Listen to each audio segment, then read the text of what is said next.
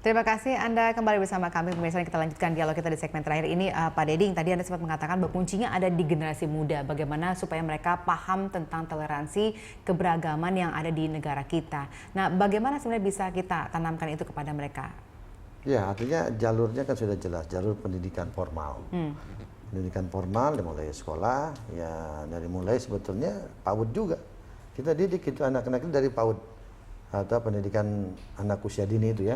Kemudian taman kanak-kanak, SD, SMP, SMA dan perguruan tinggi itu memang harus terus dikembangkan semangat kebersamaan kita, semangat saling menghargai, semangat toleransi, semangat bahwa kita berbeda tetapi jadi satu ya. Jadi bineka tapi satu juga gitu kan. Hal itu harus dilakukan. Caranya bagaimana? Sebetulnya kita melakukan kegiatan-kegiatan yang mengundang lintas. Jadi pesertanya lintas agama. Jadi misalkan ada kemah ya, kemah bersama begitu. Di suatu daerah, misalkan satu provinsi, satu kabupaten, kita memperbaiki sama-sama. Di situ ada masjid, ada gereja, misalnya ada vihara, kita sama-sama ke sana. Kemudian dialog dengan pemimpin agama setempat, begitu. Kemudian jadi ada tokoh agama juga berperan, ada sekolah juga berperan di situ, keluarga juga berperan. Bagaimana menumbuhkan pendidikan di keluarga ini kepada anak-anak kita semua.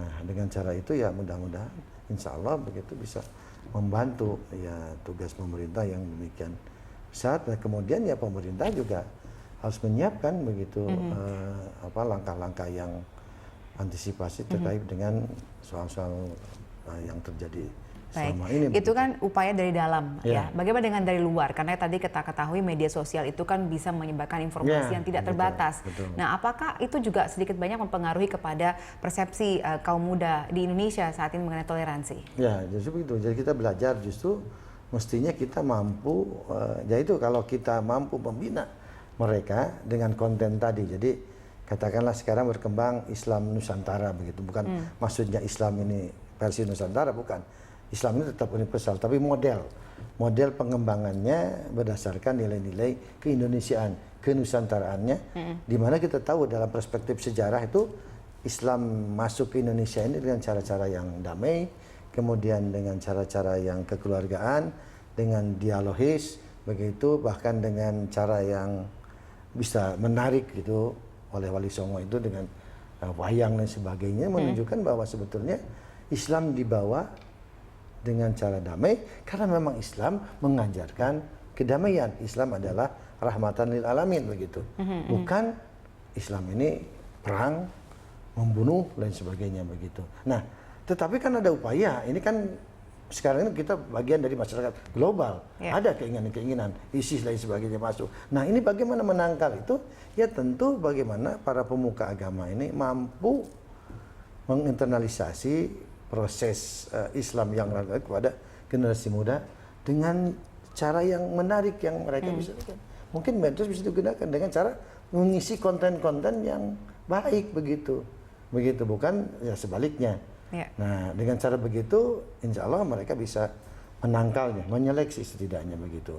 Dan tentu kami juga minta kepada pemerintah untuk bertindak tegas terhadap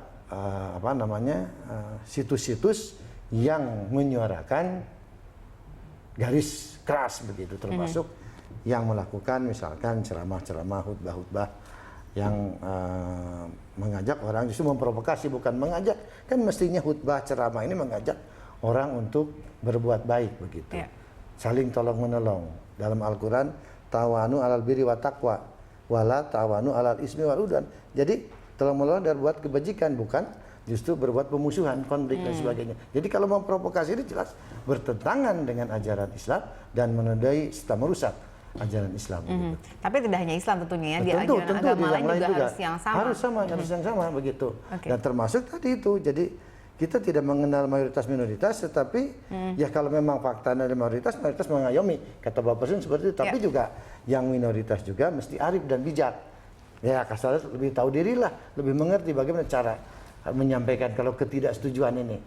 Katakanlah ada adaan yang sebagai ketidaksetujuan ini cara yang baik untuk tidak membuat orang tersinggung. Kemudian ini bisa dimanfaatkan oleh provokator untuk memecah sebuah kerusuhan ini kan. Belajar dari kejadian yang terjadi di Tanjung Balai, apakah Anda optimis bahwa pemerintah pada akhirnya bisa mengayomi semua masyarakat Indonesia sehingga akhirnya kerusuhan yang berunsur SARA seperti tidak akan terjadi lagi di Indonesia? Ya, jadi saya berharap bahwa ini tetap semuanya ada hikmahnya, meskipun tetap kita harus mengatakan bahwa kita harus ada penyesalan terjadi itu, jadi kita juga sadar, introspeksi, ada hal yang masih kurang yang harus kita benahi, harus kita sikapi secara positif, jangan sampai ini terutama menyebar lagi, dan memang harus ada kerjasama antara pemuka agama, pemerintah, aparat keamanan, dan masyarakat secara keseluruhan. Baik, terima kasih Pak Deding Ishak sudah bergabung bersama kami malam hari ini.